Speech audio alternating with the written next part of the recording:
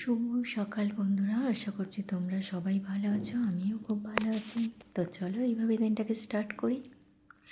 আজকে সকালে ভাবলাম একটু খিচুড়ি বানাবো। তো ওকে অনেক কষ্টে রাজি করিয়েছি। অনেক দিন হলো খিচুড়ি খায় না, কারণ আগে আগে খেত। মাঝে কিছু বন্ধ করে দিলেই ও খাওয়া বন্ধ করে দেয়। তো হঠাৎ আজকের মনে হলো না, একটু সবজি খিচুড়িই বানাই। আজকের ওর স্কুল ছুটিই ছিল। তো ও আমাকে বললো যে মা, বেলুড়ের মতো তোমাকে রান্না করতে হবে। তো গোবিন্দভোগ চাল, বিট, গাজর, বিনস, মটরশুঁটি, কড়াই আর সোয়াবিন, এইগুলো দিয়েই আমি রান্না করেছিলাম খিচুড়িটা। তো আমাকে বলছে মা, বেলুড়ের মতো হবে তো?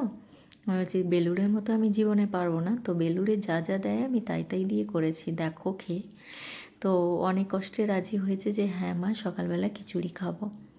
তো খিচুড়িটা রান্না করার একটাই উদ্দেশ্য যে একটু সবজি ওতে দিতে পারবো। তো ও দেখছিল যে আদৌ বেলুড়ের মতো হয়েছে কি না। তো ওটা কিছুটা খেয়েছে, কিছুটা বলতে সবটা খেয়েছে, কিছু কিছু সবজি সাইড করে রেখেছিল। তো যাই হোক, আজকে যেহেতু স্কুল ছুটি, ওর ভীষণ ইচ্ছে করছিল যে মা, আমি বাগানে রোজ দেখে আমি বাগানে জল দিই। তো সেই কারণে ও বললো যে মা, আজকে আমি দেব। তো আমি বললাম ঠিক আছে, তোমার যদি ভালো লাগে তুমি দিতে পারো। তো ওই দেখো আমার মানে ও ভীষণ খুশি খুশি হয়ে জল দিচ্ছে। আর আমি যে জল নিয়ে উপর থেকে স্নান করিয়ে দিই গাছগুলোতে, ও সেটা দেখেছে, দেখে ও আমার মতো করার চেষ্টা করছে। তো আমি বললাম নখ দিয়ে করতে নেই, আমি পরে স্নান করিয়ে দেবো, না হলে তোমার গা, জামা টামা সব ভিজে যাবে। তো জেট প্ল্যান, এই কাজগুলোতে আমি খুব কম জল দিই। তো আমি ওই জন্য বলে বলে দিচ্ছিলাম যে কোন গাছে কতটা জল দিবি। ও ভীষণভাবে খুশি হয়ে জল দিচ্ছিল। আর এই যে প্রশ্ন করছে যে মা, কাঁচের জারের মধ্যে তুমি কী গাছ লাগিয়েছো, আমিও তো এটা কিছু জানি না, এটা আমার হাজব্যান্ড লাগিয়েছিল। তো যাই হোক, যেগুলো লাগিয়েছিল সেগুলো বাঁচিয়ে রাখার চেষ্টা করছি। আর কিছু কিছু গাছ এনেওছি। আর ওই যে বললাম, যখনই বাগানে আসি তখনই মনে হয় যে যা, আমি তো মনে করেছিলাম এই গাছটা নিয়ে আসবো, তো সেটা আর হয়ে উঠছে না। সত্যি কথা, এখন ছেলের এক্সাম সামনে, তো সেই কারণে একদমই মার্কেটে যাওয়া হচ্ছে না। ওখানে গেলে একটু সময়ের দরকার হয়, কারণ আমি আর আমার ছেলে একাই থাকি। তো সেক্ষেত্রে ছেলে স্কুলে ছুটি হওয়া পর্যন্ত আমার বাইরে থাকা চলবে না। তো অত রিস্ক নিয়ে আমি বাইরে কোনো কিছু কেনাকাটা করতে যাই না, এক ছুটির দিন হলেই যাই। তো ছুটির দিনগুলোতে ওর ড্রয়িং ক্লাস থাকে, তো সেইগুলো তো হয়ে ওঠে না, কম্পিউটার ক্লাস, অনেক এক্সট্রা ক্লাস থাকে। তো যাই হোক, বাগান থেকে জল টল দেওয়া হয়ে গেছে, ও চলে গেছে ড্রয়িং করতে। আর আমি ভাবলাম যে সকাল সকাল রান্নাটা কমপ্লিট করে নিই। তো তার মধ্যে ওর ড্রয়িং কমপ্লিট হয়ে যাওয়ার পর স্নান টান করিয়ে দিয়েছি। আর আজকে মেনুতে ছিল পালং শাক সেদ্ধ আর ডিমের তরকারি। তো বিকেলের জন্য কিছু ফল কেটে ওকে দিয়েছিলাম।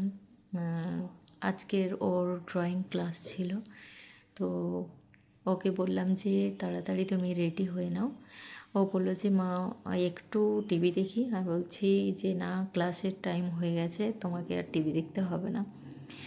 বক বক করতেই থাকছে। মানে ছুটির দিনগুলোতে হয় ও ভীষণভাবে এক্সাইটেড থাকে যে এটা করব ওটা করব।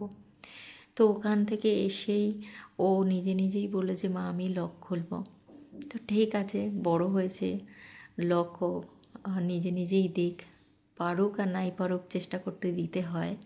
তো ও সত্যি সত্যি লকটা খুলে লকটা আবার বন্ধ করলো। তো কিছু কিছু জিনিস বাচ্চাদের করতে দিতে হয়, সে পারুক আর নাই পারুক, চেষ্টা করতে দিতে হয়, যেটা ওর মনের ইচ্ছে হয়। তো তারপরে ও বললো যে মা, আমাকে একটু ম্যাগি করে দাও। তো সন্ধেবেলার দিকে ওকে ম্যাগি করে দিলাম, কারণ ওর ম্যাম চলে আসবে পড়াতে। তো ওকে খাইয়ে দিলাম, আর ওর সাথে সাথে ম্যাম চলে আসার পরে ও পড়তে বসে গেছিলো। তো আমি এখানে ডিনারটা রেডি করছিলাম, রুটি করে নিয়েছিলাম, আর একটু কয়েক পিস মাংস ফ্রিজে বেঁচে ছিল। তো সেটা দিয়ে পেঁপে আলু দিয়ে একটু মাখা মাখা তরকারি বানিয়েছিলাম। তো এখানে কয়েকটা রুটি, ও রুটি খায়, মানে রাত্রেবেলা ও ভাত একদমই কিচ্ছু খেতে চায় না, একদমই ভাত খায় না। তো সেই কারণে ওর জন্য আমাকে রুটি বানাতে হয়। আর দুপুরবেলা কিছু ভাত বেঁচেছিল আর রুটি, আমি দু রকম খেয়ে নিয়েছি আর ওকে রুটি দিয়েছি। সবথেকে মজার ব্যাপার হয়েছে, যখন আমি মাংসটাও ওকে দিই, ও ঠিক বুঝতে পেরেছে যে মা, মাংসতে তুমি পেঁপে দিয়েছো। আর পেঁপে এমনি সেদ্ধ প্রতিদিন ভাত পাতে আমি দিয়ে দিই, কিন্তু মাংসতে দিলে ও একটু মানে রেগে যায়, খেতে চায় না। তো আমি ওকে বোঝালাম যে জানিস মটনে সবাই কিন্তু পেঁপে সেদ্ধ দেয়, তুই জানিস, পেঁপে গ্রেট করে দিয়ে দেয়। তো ও ভীষণ অপছন্দ যে মা তুমি পেঁপে দিয়েছো, আমি জানি। তো এটা ওটা বলতে বলতে ওকে অনেক বুঝিয়ে বুঝিয়ে তারপরে ওকে খাওয়ালাম যে টেস্ট কেমন হয়েছে বল। ও বলছে না, একদমই ভালো হয়নি। কেন না, পেঁপে দিয়েছি। যদি পেঁপেটা না দেখতে পেতো তাহলে আর কিছু বলতো না। তো চলো, এইরকমই হয়। Good night.